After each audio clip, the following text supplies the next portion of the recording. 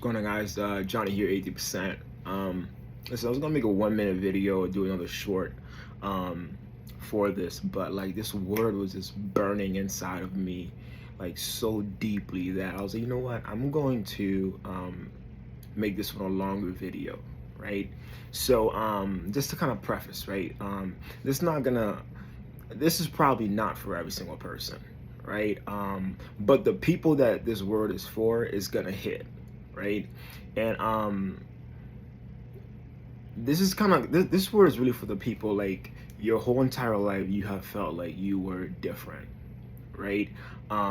Maybe even a little bit more mature than like most kids your age when you were like in middle school or high school. Like I remember being in high school and like starting to work out at 15, right? Doing like 1,000 crunches, right? Because I wanted to be like a professional track star, right? So in like 7th, 8th grade, right, I would like watch Dragon Ball Z and I'd be doing like 1,000 sit-ups after school because like my coach told me like if you had a strong core, you would finish the last stretch on the 400-meter dash or the 300 hurdles. Because I did the 110 hurdles and the 300 hurdles. So he's like, if your core is strong, you're gonna finish strong the last stretch, right? So I was that kid that would watch Dragon Ball Z and was like, yo, Goku is just like the dopest, right? So I'd go home and I would do like 1,000 sit-ups, right? Because I just wanted to win. Like I hated losing, right? Like it wasn't actually for me, it wasn't even about winning. It was I hated losing. Like the feeling of losing, I hated it, right? Second example, right? Because I'm trying to just build some context so that way the right people know who I'm talking to, right? Second thing, I'm black, clearly, right? I was born in Haiti, grew up in New York, but you know, like most people who grew up in the hood, who grew up in the projects, you know, who Haitian parents, you know, like education isn't really it's not really promoted, right? They tell you do good in school, but like nobody comes to your side and says, hey, let's get through this book, right? It's just the way it is, you know what I mean? Because your parents are working like they're doing the best they can, you know, and they're working these jobs to like just help you get by. Not you get by, but the family get by, and you're kind of taught, hey, there's food on the table, right? So what you complaining for? But I've realized that a lot of like, you know, black kids, right? It's not that they're not smart. It's just that, you know, kids are always gonna do what's encouraged. And when you live in within a group where education isn't really encouraged, whatever is encouraged, being cool, being popular, that's what kids gonna lean towards. And so same thing with me, right? So why am I telling you that story, right? I'm telling you that story because I remember being in the 7th grade, right? My teacher's name was Miss Washington, light-skinned black woman, and like she got me into reading, right? And she said she asked the class to read one time, and then she said to me, and I told her like, hey, I don't read, like reading. You know how like I don't read, right? And she said to me, yo, you should read, and she was like, you want to know a quote, right? And you gotta think this is like a black woman saying this to another black kid. She goes, you know, there's a lot of people that believe if you want to keep something from a black man, put it in a book.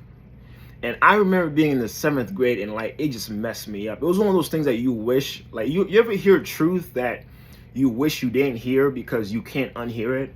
That's what happened when she said that to me. And I remember like I still didn't start reading, but like I remember like I made a promise to myself, one day I'm gonna become a reader, right? I'm 31 now. I started reading when I was 22 years old, and ever since then I never looked back, right?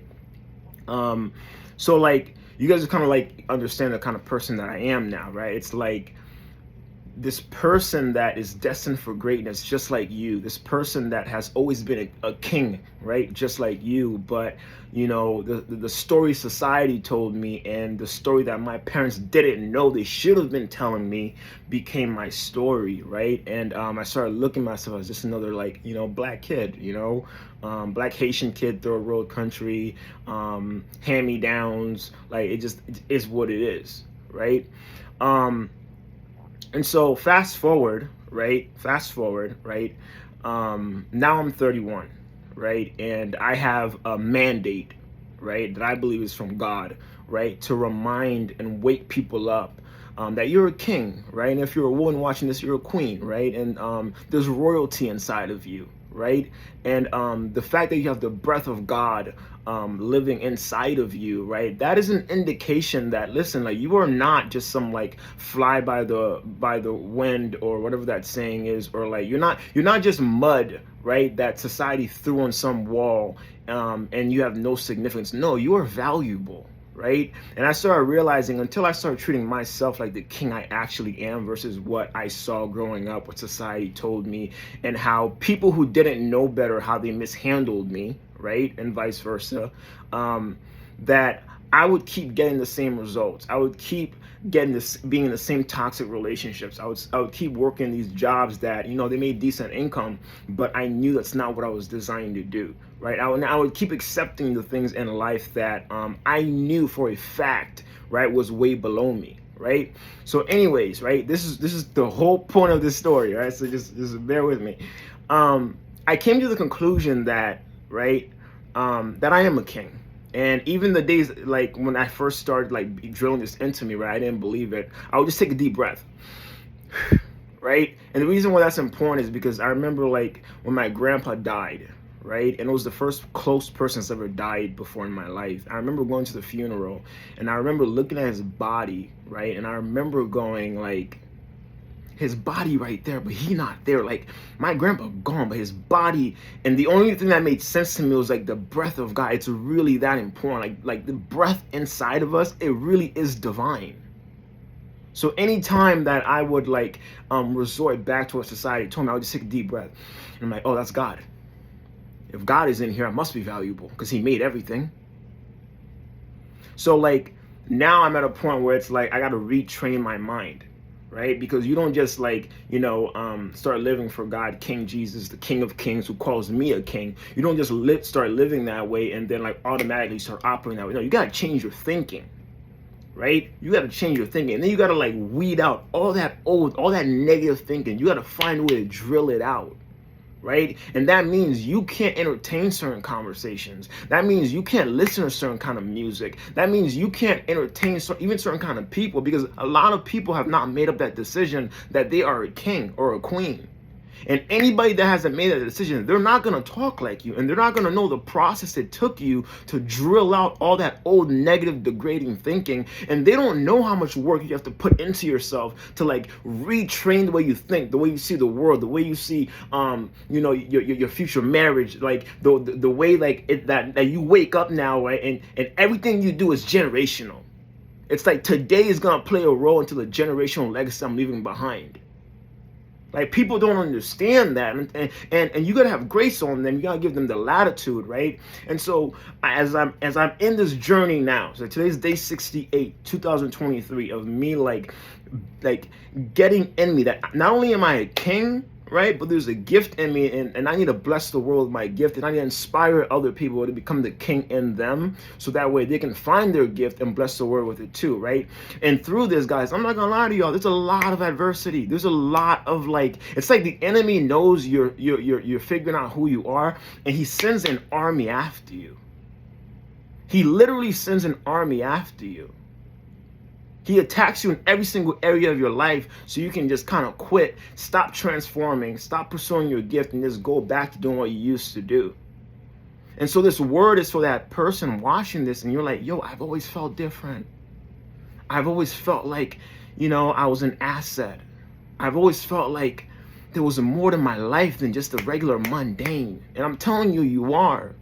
And the reason why like you haven't given it a chance is because if you think about it, right, anything we do where we're trying to push the needle forward, change, right, show our family there's a better way to do life, right, there's always adversity and there's always pushback, right? And it's like you go 10 steps forward and it's like life throws you 10 steps back. Well, that's part of the process. I didn't know that before, right? So there's a verse in 2 Kings, and it's like Elisha's servant, right? He goes, and this is the last thing I'll say in this video. Elisha's servant, he goes, basically an army came to come after Elisha. Why? Elisha was anointed. When you're anointed, there's an army that's going to come after you. In fact, many times, many armies are going to come after you. Right? And his servant woke up early in the morning, right? You can go read in Second Kings, I think 2 Kings 16, 2 Kings chapter 6, right? Around verse 16-ish or whatever, right? His servant is scared. He's basically like, Elisha, like, we're surrounded. We're surrounded. And I love Elisha in this verse. He goes, Lord, would you open up his eyes? Would you open up his spiritual eyes?